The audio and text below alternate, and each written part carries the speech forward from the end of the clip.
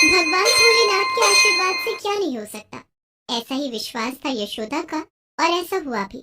भगवान भोलेनाथ के वरदान के फलस्वरूप यशोदा के सिर से बांझ होने का कलंक मिट गया। तो चलिए देखते हैं बांझ बहू की महाशिवरात्रि। यशोदा को देखने के लिए लड़के वाले आए थे। यशोदा के पिता रामनिवास लड़के की माँ से कहते हैं, देखिए बहन जी, हमारी यशोदा बचपन से ही भगवान भोलेनाथ की भक्त है। वो हर सोमवार को भगवान भोलेनाथ के मंदिर जाकर उनकी पूजा करती है और व्रत भी रखती है।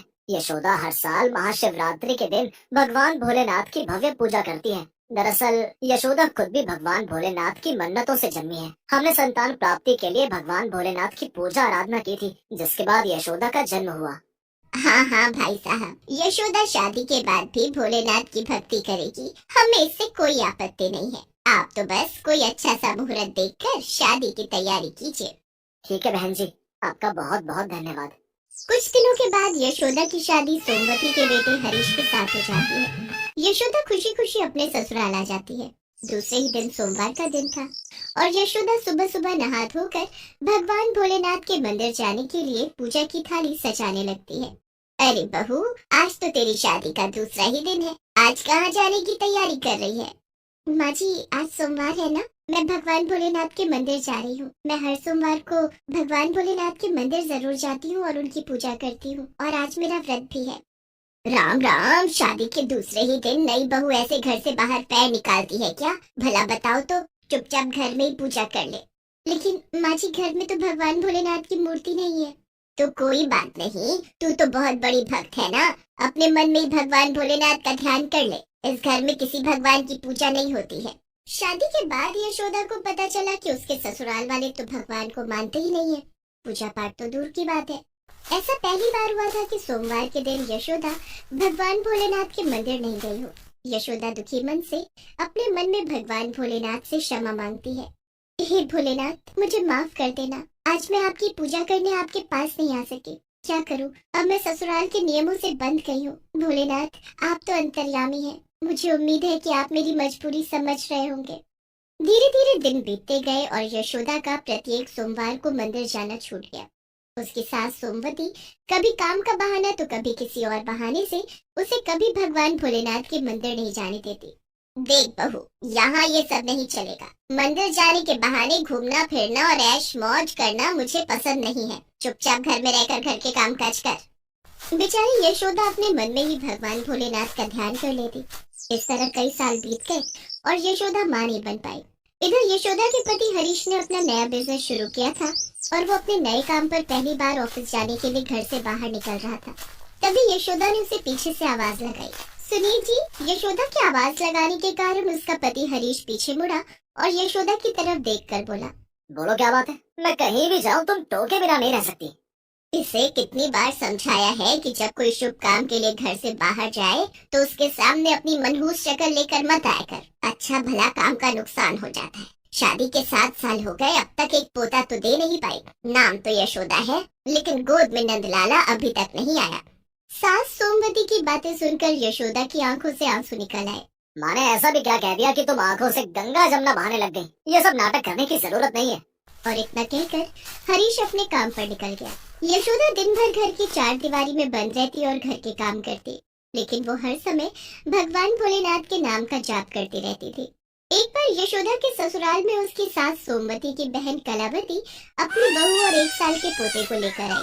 अरे कलावती बहन, बहुत बहुत बधाई हो, तुम तो दादी बन गई। मेरी किस्मत तो फूटी हुई थी जो मैंने अपने बेटे की शादी इस बंजर जमीन से कर दी। यशोदा सास की बातें सुनकर खून का घूंट पीकर रह जाती है। उसने बच्चे को गोद में लेने की कोशिश की। नर्मदा बहन, जरा मुन्ने को मेरी गोद में देना, जरा मैं भी इसे प्यार कर लूं। तू तो रहने ही दे, तेरा अपना बच्चा तो है नहीं, तू क्या जाने कि बच्चे को कैसे गोद में लेते हैं। तू तो बच्चे को गिरा देगी, उसे चोट लग जाएगी। सोमवती की बात सुनकर नर्मदा यशोदा के हाथों से अपना बच्चा वापस ले लेती है। सास सोमवती के ताने यशोदा के लिए बांझ होने की तकलीफ से ज्यादा बड़े थे, जो यशोदा के दिल में गहरे घाव बना रहे थे। इतने दुख और तानों के बीच भी यशोदा हमेशा भगवान भोलेनाथ को याद करती।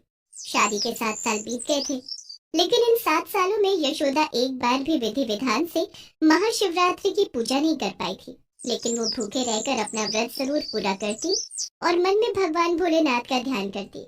यशोदा हमेशा याद करती कि कैसे वो शादी से पहले हर सोमवार को भगवान भोलेनाथ के मंदिर जाती थी और उन्हें जल और बेलपत्र अर्पित करती थी। लेकिन भगवान भोलेनाथ की पूजा अब यादें ही बनकर रह गई थी। हे भोलेनाथ, मैंने ऐसा कौन सा अपराध किया था कि आपने मुझे संतान के सुख से वंचित रखा? क्या आप नहीं जानते कि मेरी मजबूरी क्या है? हाँ, पता है कि मैं 7 सालों से आपके मंदिर नहीं आई और आपकी पूजा नहीं की, लेकिन आप तो भगवान हैं। आप समझ सकते हैं कि मैं किन हालातों से गुजर रही हूँ। आप मेरी मदद कीजिए प्रभु, मुझे बस आप पर विश्वास है। यशोदा मन ही मन भगवान भोलेनाथ से प्रार्थना कर रही थी कि तभी उसकी सास सोमवती चिल्लाती है, यशोदा, यशोदा, पता नहीं अकेले में किससे बातें करती रहती है, डायन कहीं की। हमें पता होता है कि तू बांझ निकलेगी तो कभी तुझे ब्याह के अपने घर नहीं लाते। क्या हुआ माँ जी? सोमवती यशोदा के बाल पकड़कर उसे खींचते हुए बोलती है, माँ जी की बच्ची, दिन के 12 बज गए, न कपड़े धुले हैं और न खाना बना है। माँ जी, मेरे बालों को छोड़ दीजिए, बहुत दर्द हो रहा है। दर्द हो रहा है तो फिर मुझे गुस्सा क्यों दिलाती है? चल जल्दी से काम निपटा। इस घर को सूना करके छोड़ दिया है तूने। दिन भर तेरी मनहूसियत इस घर को खाई जा रही है। जिस घर में बच्चे की किलकारी नहीं गूंजती, उस घर में चीखें ही गूंजती हैं, समझी? बेचारी यशोदा अपने हाथों से अपने आंसू पोंछते हुए घर के काम करने लगती है। यशोदा की शादी को 8वां साल चल रहा था। महाशिवरात्रि का त्योहार नजदीक आने वाला था। यशोदा मन ही मन सोचती है, कुछ भी हो जाए, मैं इस साल महाशिवरात्रि पर भगवान भोलेनाथ की पूजा जरूर करूंगी। यशोदा अपनी माँ सविता को फोन करती है। माँ, माँ शब्द के आगे यशोदा कुछ नहीं कह पाई और फूट फूट कर रोने लगी। क्या बात है यशोदा, तू रो क्यों रही है? क्या तू ससुराल में खुश नहीं है? किसी ने कुछ कहा है क्या?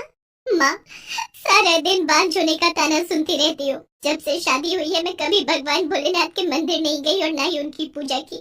मुझे ऐसा लगता है कि भगवान भोलेनाथ मुझसे बहुत नाराज है। लेकिन इस बार मैं महाशिवरात्रि की भव्य पूजा करना चाहती हूँ।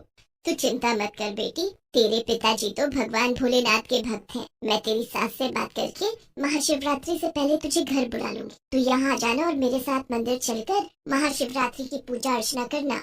ठीक है माँ।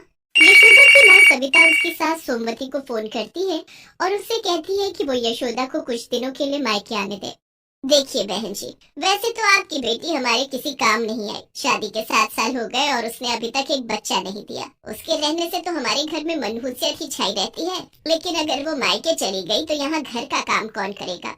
सविता काफी मिन्नतें करती है और महाशिवरात्रि से ठीक एक दिन पहले यशोदा को मायके भेजने के लिए सोमवती को मना लेती है। बस 2 दिनों की बात है बहन जी, 2 दिनों के बाद हम यशोदा को वापस भेज देंगे। ठीक है, लेकिन इसे कोई पहुंचाने नहीं जाएगा, ये अपने आप चली जाएगी। और इस तरह महाशिवरात्रि से ठीक एक दिन पहले यशोदा अपने मायके आ जाती है। माँ, मैंने 7 साल से भगवान भोलेनाथ को नहीं देखा, उनकी पूजा नहीं कर पाई, इसलिए भगवान भोलेनाथ ने मुझे इतनी बड़ी सजा दी है। नहीं यशोदा बेटी, भगवान भोलेनाथ तो अत्यंत भोले हैं। वो अपने भक्तों से कभी नाराज नहीं होते। वे तो सदा अपने भक्तों की मदद करते हैं। तो भगवान भोलेनाथ मेरी मदद क्यों नहीं करते माँ? इस यशोदा की गोद में भी एक नंदलाल क्यों नहीं देते? यशोदा बेटी, अब तू घर आ गई है तो चिंता किस बात की है? कल महाशिवरात्रि है, कल भगवान भोलेनाथ की पूजा करना और उनसे अपने दिल की बात कह देना। दूसरे दिन महाशिवरात्रि का पवित्र त्योहार था। यशोदा सुबह उठकर नहा धोकर तैयार हुई और अपनी माँ सविता के साथ भगवान भोलेनाथ के मंदिर गई। लेकिन भगवान भोलेनाथ के सामने यशोदा एक भी शब्द नहीं बोल पाई। बोल रहे थे तो सिर्फ यशोदा की आंखों से बहते हुए आंसू। यशोदा बिना कुछ कहे भगवान भोलेनाथ की पूजा अर्चना करके घर वापस आ गई। रात में जब यशोदा सोई तो उसके सपने में भगवान भोलेनाथ ने दर्शन दिए और यशोदा से कहा, यशोदा, तुम्हारे आंसू ने मुझसे वो सब कह दिया जो तुम मुझसे कहना चाहती थी। मैं तुम्हारी निश्चल भक्ति से अभिभूत हूँ और आज तुम्हें वो सब देने आया हूँ जिसकी कामना लेकर तुम मेरे पास आई थी। आज से ठीक 9 माह बाद तुम एक बालक को जन्म दोगी। इतना कहकर भगवान भोलेनाथ अंतर ध्यान हो गए और यशोदा की नींद खुल गई। क्या ये सपना था? ऐसा लग रहा था जैसे भगवान भोलेनाथ सच में मेरे सामने खड़े हो और मुझे आशीर्वाद दे रहे हो। हे भोलेनाथ, आपका बहुत बहुत धन्यवाद। आपने स्वयं आकर मुझे दर्शन दिया, मुझे अपना आशीर्वाद दिया। दूसरे दिन यशोदा सोकर उठी। उस दिन वो बहुत खुश थी। उसने अपनी माँ सविता से सारी बात बताई। यशोदा बेटी, भगवान भोलेनाथ तेरे सारे दुख दूर करेंगे और जल्द ही तेरी गोद भर जाएगी। माँ, अब मैं अपने ससुराल जाना चाहती हूँ। हाँ बेटी, जरूर जा, लेकिन हर साल महाशिवरात्रि से एक दिन पहले मायके आ जाना और यहाँ रहकर भगवान भोलेनाथ की विधिवत पूजा अर्चना करना। यशोदा खुशी खुशी अपने ससुराल चली जाती है। कुछ दिनों के बाद ही यशोदा गर्भवती हो जाती है। 9 माह के बाद यशोदा ने एक बहुत ही सुंदर बालक को जन्म दिया, जिसके बाद यशोदा के सिर से बांझ होने का कलंक धुल गया।